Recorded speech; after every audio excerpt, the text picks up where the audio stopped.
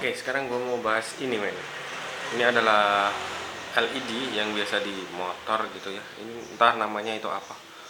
Gue gak tahu ini yang namanya bilet atau apa ya, men ya. Karena kebanyakan anak muda sekarang nyebutnya kayak gitu. Gue gak tahu. Cuman yang intinya yang gue tahu adalah ini LED buat di motor gitu ya, men ya. Untuk kali ini gue mau perbaikin ini. Ini kata si pemilik adalah sebentar. Itu adalah suara itu, men. Token saya yang udah habis. Oke, kembali ke topik dan sekarang gue mau bahas ini untuk analisa kerusakannya. Sebenarnya cukup simpel karena ini adalah cuman sebatas LED. Mungkin yang cukup rumit ketika nanti ada kerusakan di bagian IC seperti ini, men. Ini kalian bisa lihat ini ada IC. IC, kemudian di sini juga ada IC gitu ya. Jadi yang cukup membingungkan biasanya di situ. Oke. Yuk, gas. Oke, untuk melakukan analisa di sini untuk LED-nya kita lihat dulu untuk fisiknya. Di sini gua cek sepertinya ya, men, karena gua belum melakukan pengetesan. Sebenarnya untuk LED-nya dia ini masih bagus semuanya ya. Bisa dilihat nggak ada tanda-tanda hitam gitu ya, men ya. Dan langsung aja ketika kalian mau coba tes pakai power supply. Nah, di situ gua nyalain power supply, gua set tegangan di sekitar 10 sampai 12 volt. Oke. Dan di sini adalah probe-nya untuk power supply ya. Dan di sini untuk minus adalah ground, kemudian yang merah adalah positif. Nah, dia nyala, men. Cuman dia yang nggak nyala adalah yang putih gitu. Dia cuma nyala yang merah. Jadi mungkin ini kerusakannya ada di LED putihnya ini, dia nggak bisa on gitu ya. Nah, dan di sini, nah, kalian bisa lihat di sini ada seperti kapasitor ini, mana dia yang udah kembung seperti ini ya kan. Gua mau nyalain solder. Nah, di sini kalian bisa lihat ada kapasitor atau elko dengan 100 volt ya, 10 mikro 100 volt. Ini ya kembung, men. Sekarang gua mau coba angkat ini. Tapi sebelumnya gua mau coba tes pakai multitester menggunakan mode buzzer ya. Nah, mode buzzer. Oke. Mode buzzer. Itu ya. Itu artinya dia short. Sekarang gua mau tes di sini. Probe merah ke negatif, kemudian yang probe hitam ke positif. Nah, dia menunjukkan ke angka 1, berapa ohm, yang sama aja ketika saya shortkan seperti ini. Nah, nilainya sama persis. Itu artinya ada kerusakan di bagian jalur ini. Saya nggak bisa memastikan, saya nggak mau menjudge kalau ini elko-nya yang bermasalah. Tapi saya bisa pastikan kalau jalur di area elko ini atau kapasitor ini itu ada yang bermasalah. Seperti itu ya, men ya. Gue nggak bisa memastikan, tapi ada salah satu komponen di jalur sini yang sejalur sama kapasitor ini yang bermasalah gitu. Tapi untuk pertama kali gue mau coba angkat dulu kapasitor atau elko ini, karena biasanya gue udah 3 kali kemarin itu dapet kasus yang sama persis, men, yaitu kapasitornya dia short.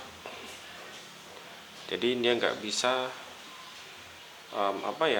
istilahnya ya, dia nggak bisa memfilter tegangan, yang ada dia malah mengkonsletkan gitu ya, men ya. Nah, kalian bisa lihat di sini dia sangat hancur sekali, men.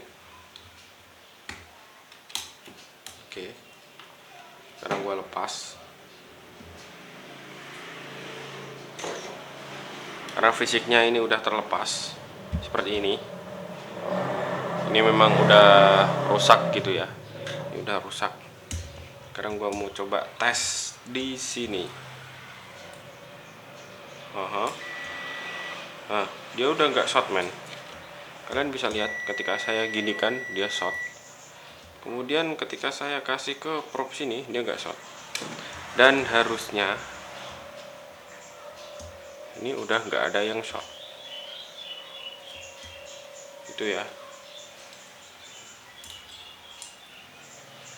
Nah, sekarang gue mau coba tes tanpa kapasitor.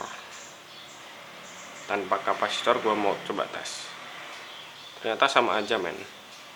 Nah, sekarang gue mau coba cari jalurnya yang ke LED yang putih.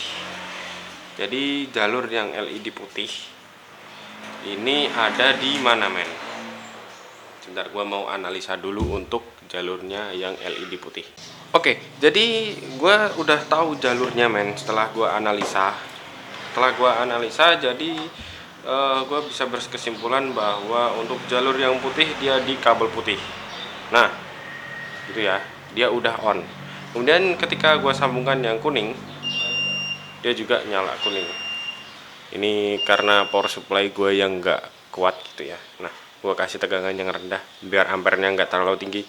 Karena untuk power supply gue dia cuman di angka 1 ampere, ada protectnya ya, men. Nah, ketika gue sambung ke merah ini, kemudian yang kuning, kemudian yang putih. Oke, gitu. Jadi ini udah nyala. Dan langkah selanjutnya tinggal kalian ganti aja kapasitornya. Jadi memang yang bermasalah itu di kapasitor ini, gitu ya. Karena untuk tegangan 100 mikro gua mau cari dulu karena udah jarang juga nemu 10 mikro, maksud gua 10 mikro yang 100 volt. Oke, sebentar. Oke, karena gue cari yang modelan kayak gini, ini namanya apa ya, tantalum kalau nggak salah ya, men ya, koreksi kalau salah. Dan adanya cuman ini untuk di TV LED Koka kalau nggak salah, ini Koka atau Panasonic, ini gue lupa. Dia ada di 47 mikro 100 volt.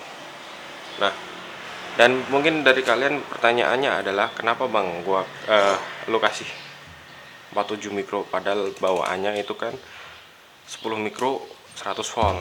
Nah, jawabannya bisa asalkan lihat tegangannya sama atau lebih tinggi gitu ya, men ya.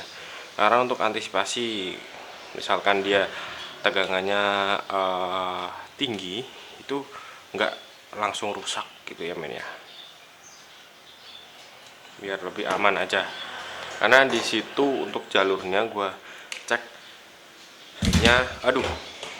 hanya sebatas filter aja. Hanya sebatas filter. Ya nggak terlalu signifikan, maksudnya buat kopling atau apa itu enggak ya, men ya. Ya cuman sebatas untuk filter. Oke, di sini gua mau tes lagi pakai multitester. Sorry. Ini baterainya udah habis ini, men. Nah, buat cek di sini, kemudian yang di negatif sini dia membaca berapa. Nah, dia terbaca 45 mikrofarad. Itu artinya dia ada penurunan sekitar 2 mikrofarad. Cuman ini enggak terlalu mengganggu ya. Jadi masih bisa ditolerir gitu. Oke, jadi untuk lokasinya di sini. Dan semoga aja dia muat di casing yang depan barangkali ya, men ya. Oke, tapi gua mau pasang seperti ini aja, barangkali dia masih muat gitu ya, men.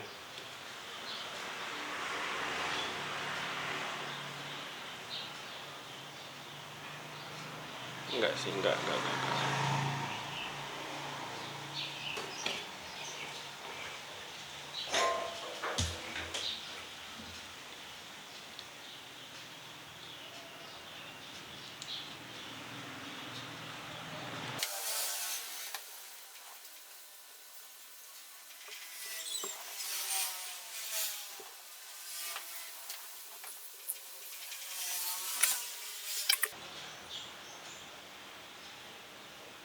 jadi ini kondisi dia udah kepasang gitu ya men.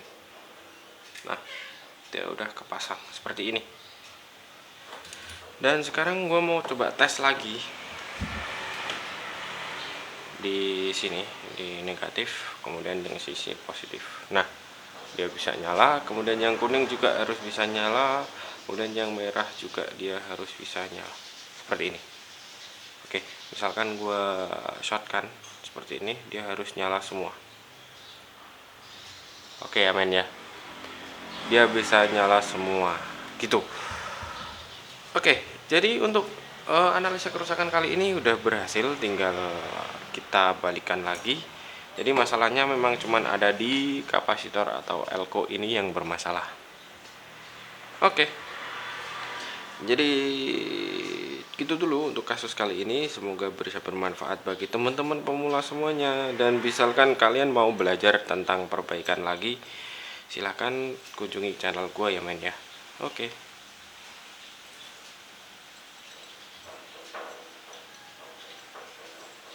Cocok banget.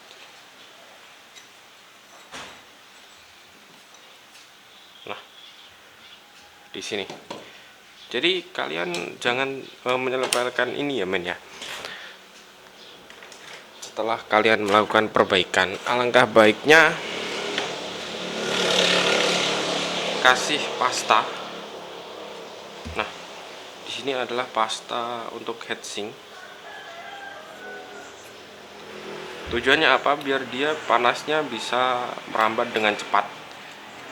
Biar bisa merambat dengan cepat. Yang alhasil dia akan lebih bagus untuk mendinginkan komponen yang ada di sini gitu ya. Sepertinya bolak-balik ya Bapak ini. Nah, jadi seperti ini.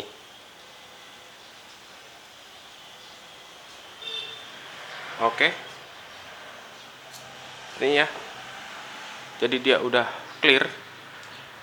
Selesai, jadi ada masalah di sini aja. Oke.